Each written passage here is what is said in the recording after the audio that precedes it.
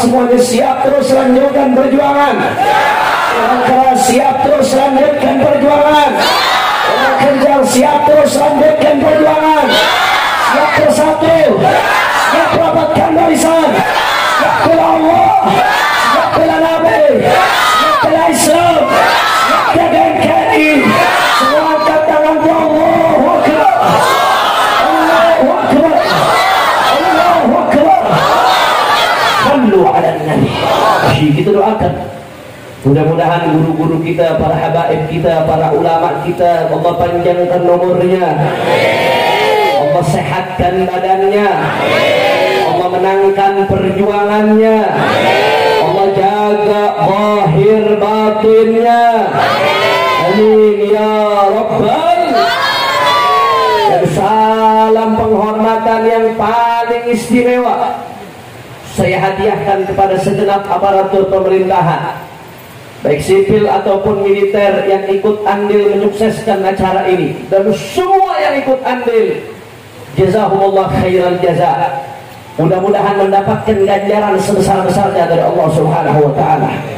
Serta salam penghormatan yang paling istimewa saya hadiahkan kepada hadirin hadirat, muslimin muslimat, baik yang hadir langsung atau yang menyaksikan melalui televisi setempat dan media sosial. Semua angkat tangannya kita minta kepada Allah. Mudah-mudahan berkat sahibul haul Sayyidina Imam Wadil Ahdaf Abdul Rahman As-Sagaf, tidaklah kita keluar dari tempat ini kecuali semua dosa kita diampuni oleh Allah. Yang sakit Allah angkat penyakitnya, Allah sehatkan badannya. Semua yang hadir dilapangkan rezekinya, diberkahi kehidupannya.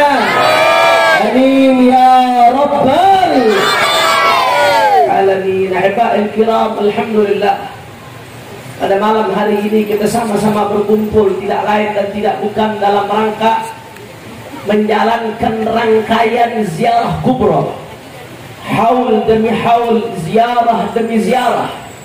Dan malam hari ini kita merayakan seorang haul al-imam al-kabir al-qutb al-syahir Imam Wadil Ahqaf Sayyidina Imam Abdul Rahman As-Sagaf alaihi ridwanullah. Mudah-mudahan pada malam hari ini kita kumpul dalam cinta bersama beliau, besok di akhirat dikumpulkan bersama beliau. Amin ya Rabbal.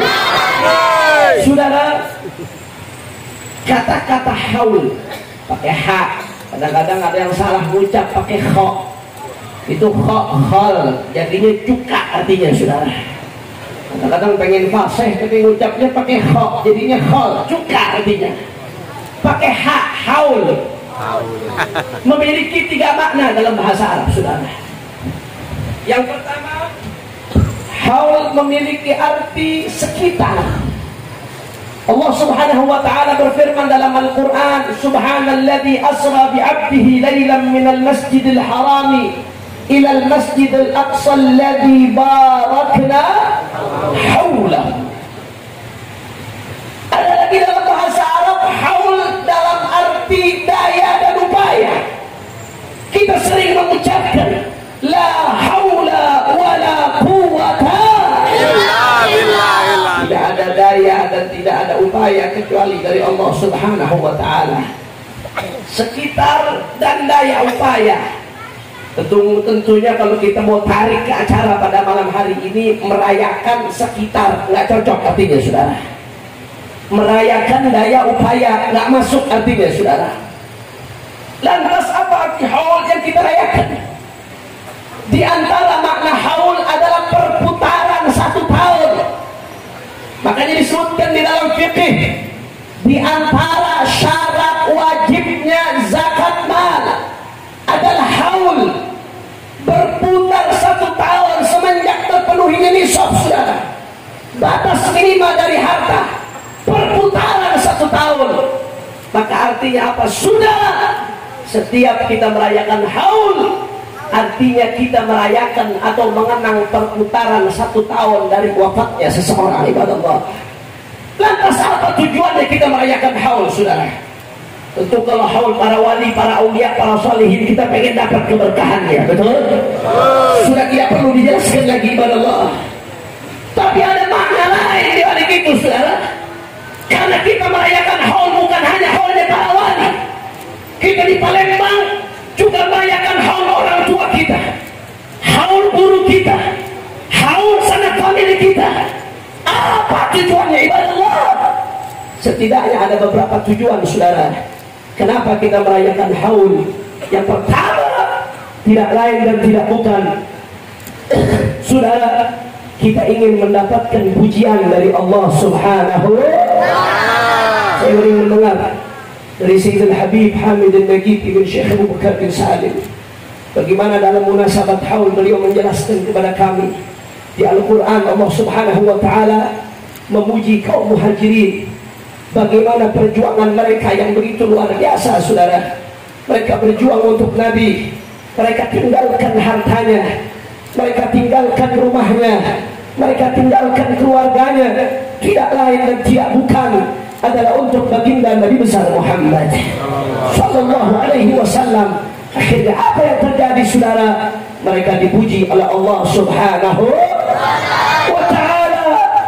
Sampai di situ, saudara, di Al-Quran setelah Allah Ta'ala memuji kaum muhajirin, Allah puji kaum Ansar yang mereka dengan lapang dada mereka sambut kaum muhajirin ibadah Allah. Padahal banyak di antara mereka yang tidak ada hubungan saudara disambut dengan luar biasa. Sebagian yang punya rumah-rumahnya dibagi, saudara. Sebagian bahkan yang punya istri banyak, sebagian istrinya diceraikan, dinikahkan kepada saudaranya. Saudara, luar biasanya kaum Ansar dalam menyambut kaum muhajirin juga dipuji oleh Allah Subhanahu wa ta'ala, saudara. Akan tetapi setelah kaum muhajirin dan Ansar ada kelompok berikutnya sampai hari kiamat, saudara, kata ulama tafsir. Ada kelompok berikutnya, mereka bukan muhajirin, mereka bukan Ansar. Siapa mereka? Allah gambarkan dalam Al-Quran, walladzina ja'u min ba'dihim yaquluna rabbana ighfir lana wa li ikhwanina alladhina sabaquna bil iman wa la taj'al fi qulubina ghillan lil ladzina amanu rabbana innaka ra'ufur rahim. Saudara, kata Allah Ta'ala, setelah Allah puji kaum muhajirin, setelah Allah puji kaum Ansar, Allah Subhanahu wa ta'ala memuji kelompok yang datang setelah muhajirin dan Ansar. Mereka mengangkat tangannya mereka kepada Allah, katakan kepada Allah, Rabbana ighfir lana, ya Allah ampuni kami, wa li ikhwanina alladhina sabaquna bil iman, dan ampuni saudara-saudara kami yang telah melampaui kami dalam iman, saudara.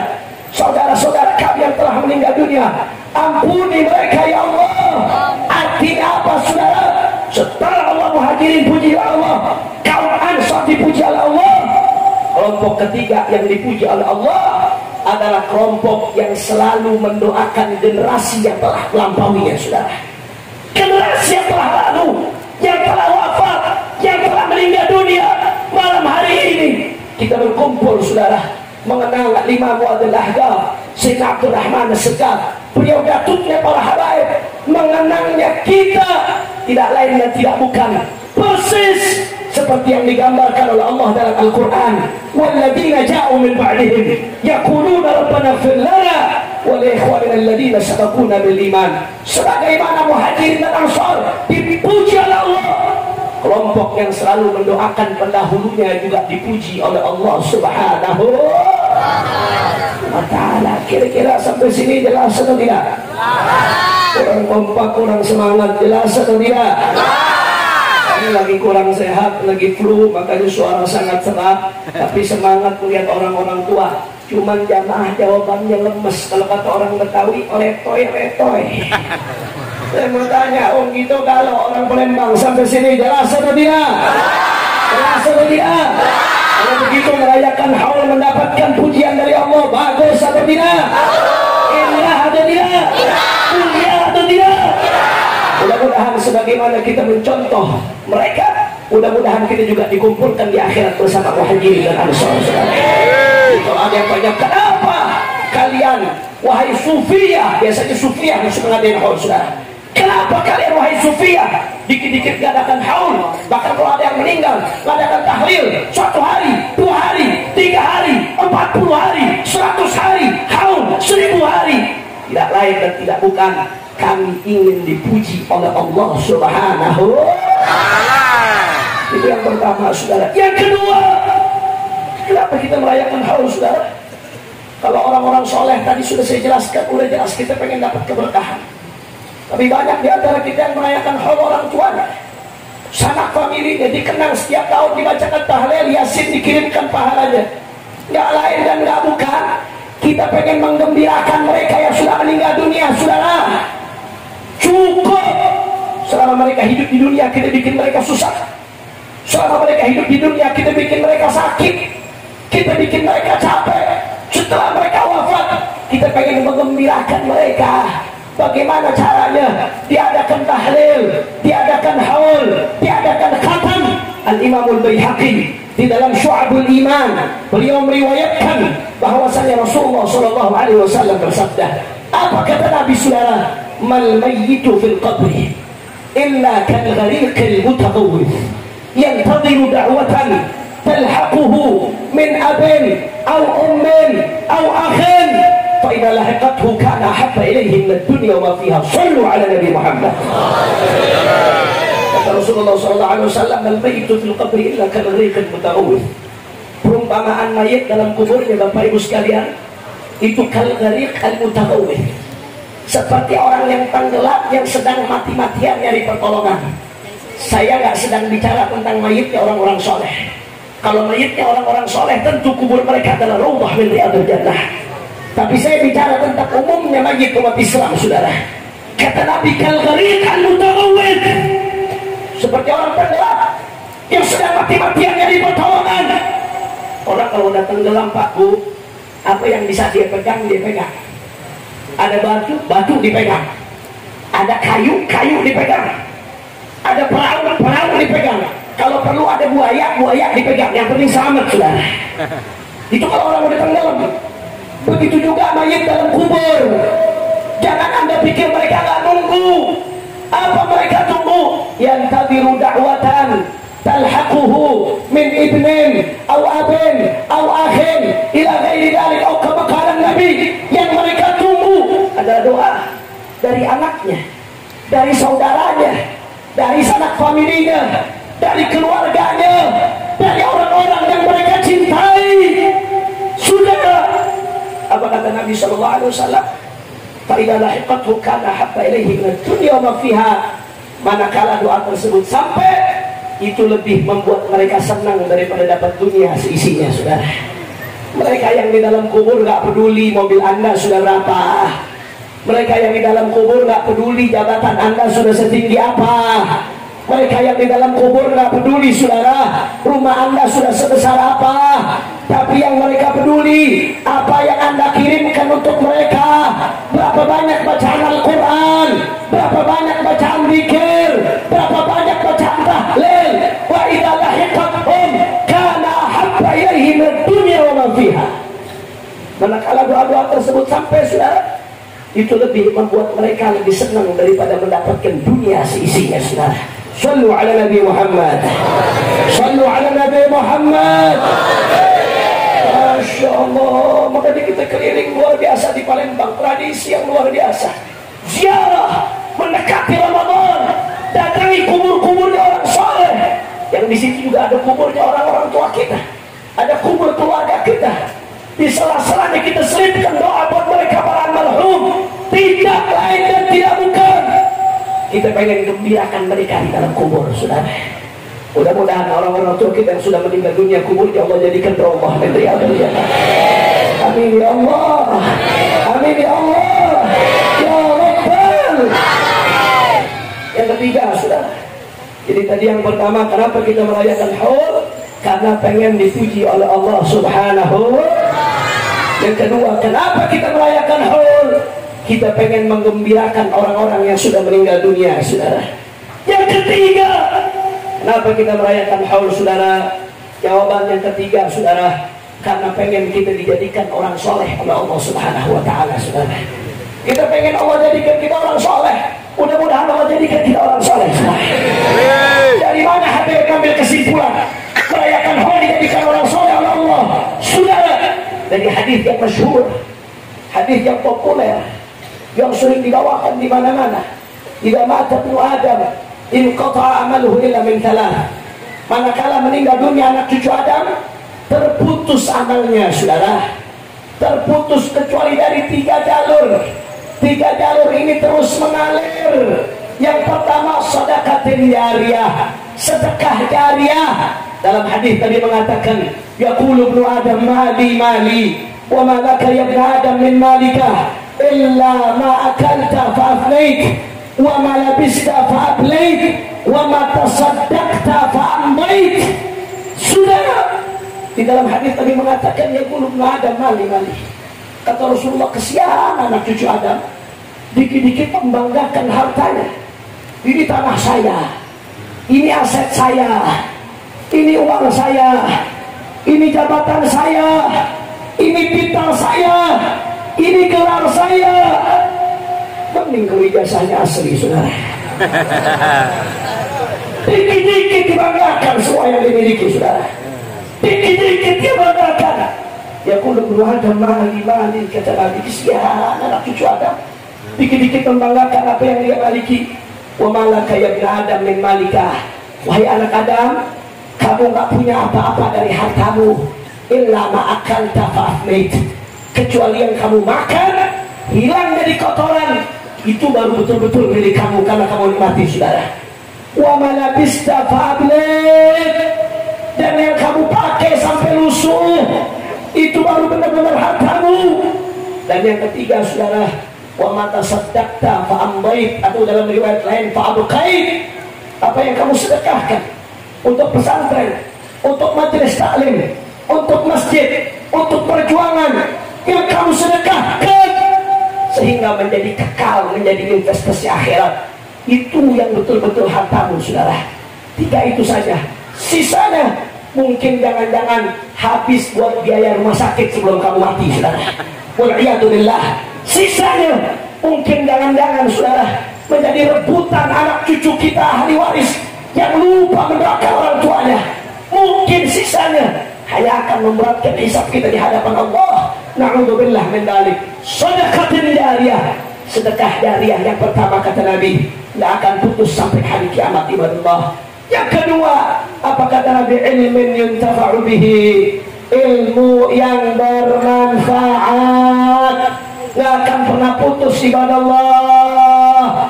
Fafuz bil ilmi ta'ish hayyan bihi abada, annasu mauta wa ahlul ilmi ahya'u. Disebutkan dalam syair, beruntunglah dengan ilmu, beruntunglah dengan ilmu, kamu hidup abadi dengan ilmu. Beda dengan orang bodoh, saudara. Fakir jahli qabla al-mauti mautun li ahli, fa'ajsaduhum qabla al-quburi quburu. Orang bodoh sebelum mati dia sudah mati, jasadnya hanya kuburan, saudara, bagi rohnya. Hidupnya dengan tidak hidup tidak ada bedanya, saudara. Wujuduhu ka'adamih. Itu orang bodoh, saudara, masih hidupnya saja sudah mati. Tapi beda dengan orang alim, ta'ish hayyan bihi abada. Orang alim itu hidupnya abadi. An-nasu mauta wa ahlul ilmi ahya'u. Manusia boleh mati, tapi orang yang berilmu akan terus hidup, saudara. Sayyidina Abdurrahman As-Sakhr radhiyallahu ta'ala anhu arda, wafat sekian ratus tahun yang lalu. Tapi sampai hari ini, saudara, kita masih sebut beliau, saudara.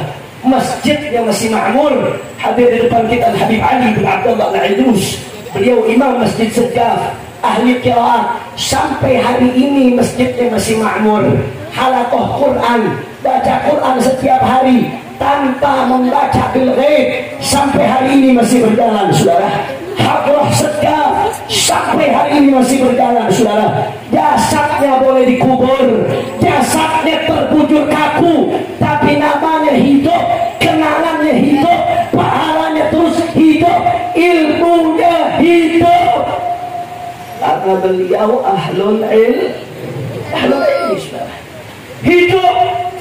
Makanya usahakan, jadilah kamu orang berilmu. Kun aliman, jadi orang berilmu. Karena kalau kamu jadi orang berilmu yang soleh, terus hidup. Jasad boleh dikubur, tapi namanya akan terus berjalan, saudara. Jadilah orang berilmu. Kalau nggak bisa jadi orang berilmu, minimal belajar seorang yang berilmu, saudara. Muta'alliman. Kalau nggak bisa belajar, mustami'an, minimal dengarkan nasihat orang yang berilmu. Kalau nggak bisa dengarkan juga, muhibban, minimal jadi pecintanya orang berilmu. Wala takun khamisan fatahlaki. Tapi jangan jadi yang kelima. Siapa? Udah bukan orang berilmu, bukan belajar sama yang berilmu, bukan pendengar yang baik, bukan pecinta, malah benci, saudara. Ada orang zaman sekarang, saya heran, protes, saya bingung, kenapa ibu-ibu sekarang demen pengajian, saudara? Allah, sadar udah mau sana. Betul atau tidak? Betul atau tidak? Kalau nggak bisa jadi orang berilmu, jangan benci sama yang berilmu, jangan benci sama majelis ilmu, cintai yang berilmu, duduk sama mereka, lazimi mereka, maka kau hidup dengan hidupnya dia, saudara. Sebagaimana dia hidup setelah matinya, namamu juga akan hidup bersamanya, saudara. Saya jadi teringat satu kisah. Al-Habib Ali bin Husain Al-Attas dalam kitab Tajul A'ras, saudara. Habib Ali bin Husain Al-Attas sahib umur, beliau menceritakan ketika menceritakan sahib luar batang Al-Habib Husain bin Abu Bakar Al-Idrus luar batang yang terkenal makomnya. Mudah-mudahan kita dapat keberkahan beliau, insyaallah. Habib Ali bin Husain menceritakan, ternyata yang namanya luar batang dari zaman dulu itu penziarah nggak berhenti, saudara. Ma'mur, ramai orang yakin kalau ziarah ke luar batang, doanya, tawassulnya dikabul oleh Allah Subhanahu wa taala. Itu dari zaman dulu, saudara. Diceritakan oleh Habib Ali bin Husain Al-Attas. Tapi menariknya, Habib Ali dalam Tajul A'ras cerita, di samping makomnya Habib Husain bin Abu Bakar, ada satu makom di pojok, saudara. Nama makomnya Haji Abdul Qadir, saudara. Saya nggak pernah dengar Haji Abdul Qadir ini ulama. Saya nggak pernah dengar Haji Abdul Qadir punya kalangan kita. Saya nggak pernah dengar Haji Abdul Qadir punya majelis besar. Yang saya tahu, Haji Abdul Qadir khadirnya Habib Husain bin Abu Bakar Al-Idrus, saudara. Pelayannya Habib Husain bin Abu Bakar Al-Idrus, murid setianya Habib Husain luar batang, saudara. Tapi apa yang terjadi?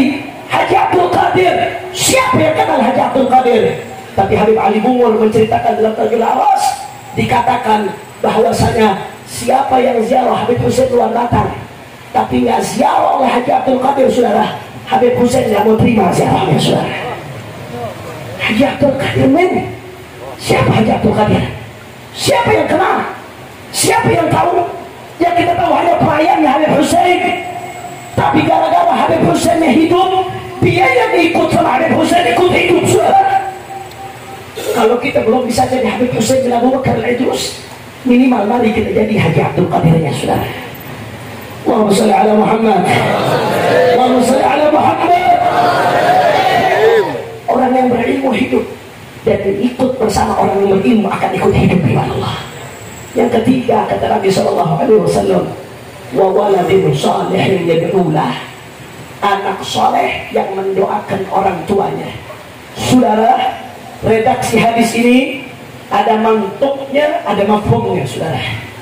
Ada yang tersurat, ada yang tersirat, ada yang eksplisit, ada yang implisit dari hadis ini, saudara. Mantuknya apa? Sebagaimana kita sama-sama pahami, termasuk pahala yang mengalir kepada orang yang mati adalah anak yang mendoakan orang tuanya setelah mati, saudara.